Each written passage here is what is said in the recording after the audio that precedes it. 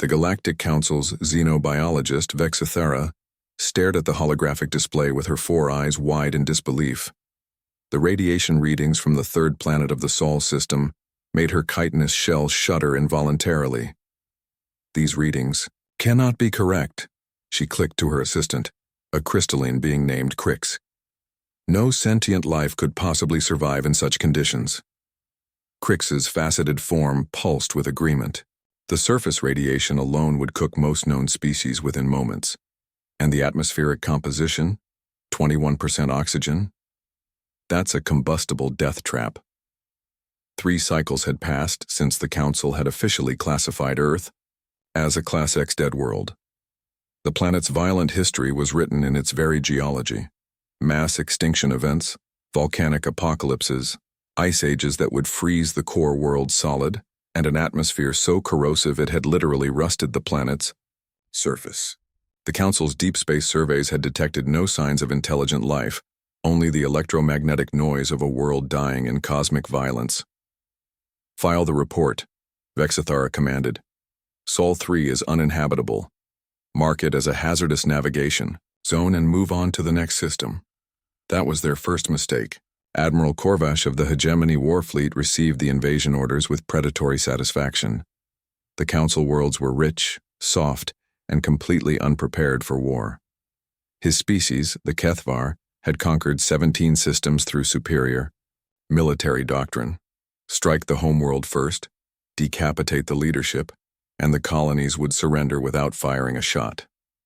Intelligence reports confirm minimal Council defenses, his tactical officer reported. Their species have never faced real warfare. This will be a slaughter. The Hegemony fleet dropped out of hyperspace at the edge of the Sol system, expecting to find the usual signs of civilization: orbital platforms, shipping lanes, communication networks. Instead, they found something impossible. Ships.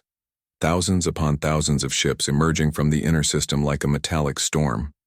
They were crude things by galactic standards, chemical rockets and primitive fusion drives that no civilized species had used for millennia. But there were so many of them, and they moved with a coordination that spoke of military precision. Where did they come from? Korvash demanded, his mandibles clicking in confusion. The system was supposed to be uninhabited. The answer came in a transmission that bypassed their encryption like it didn't exist. The image that appeared on their screens was something out of a nightmare. A bipedal creature with forward-facing predator eyes and exposed teeth that looked like they were designed for tearing flesh. This is Admiral Sarah Chen of the United Earth Defense Force, the creature said in perfect galactic standard. Though none of them had ever seen this species before. You have entered human space without permission. You will withdraw immediately or face the consequences.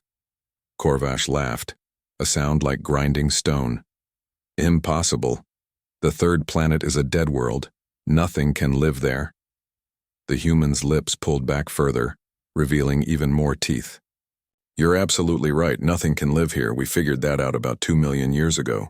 So we learned to live here anyway. That was when the first wave hit. The human ships were suicidal in their design. No radiation shielding that would work for any known species. No gravity compensation for beings not evolved in the crushing pull of a heavy world. No atmospheric recycling systems because they actually breathed that toxic oxygen-nitrogen mix. They were ships built by and for creatures that considered radiation poisoning a manageable occupational hazard. But they were fast, maneuverable, and there were thousands of them. The Kethvar had brought their finest warships, vessels that could crack a moon and had never known defeat. But they had been designed to fight civilized enemies who followed civilized rules of engagement. The humans apparently followed no rules at all. They used their own damaged ships as weapons, ramming them into hegemony vessels at relativistic speeds. They deployed weapons that poisoned entire sections of space with radioactive debris. They fought in formations that required split-second timing and reflexes no sane species would attempt. They're using their star as a weapon, the tactical officer screamed as another wave of human ships emerged from the solar corona, their hulls glowing white-hot, but somehow still functional. Admiral Chen's image flickered back onto their screens, her uniform scorched and half her face covered in what looked like her own blood. "You want to know how we survive on a dead world, Admiral? We don't survive it. We become it." The human fleet pressed their attack with the relentless fury of a species that had been forged in the crucible of the most hostile environment in known space. They had evolved on a world that tried to kill them every single day, from radiation storms to tectonic catastrophes to an atmosphere that would ignite at the slightest spark. They had learned to thrive in conditions that would be considered torture for any other species. As Korvash's flagship broke apart around him, he finally understood the truth that the Council would soon learn.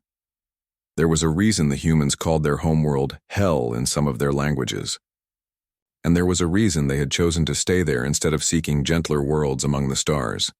They hadn't just survived the dead world, they had become its children. The few hegemony ships that escaped carried word back to their empire. Sol 3 was indeed uninhabitable, but the creatures that lived there had made that work in their favor. They had turned their homeworld into a fortress, a training ground, a weapon factory operated by beings who considered extinction-level events to be Tuesday.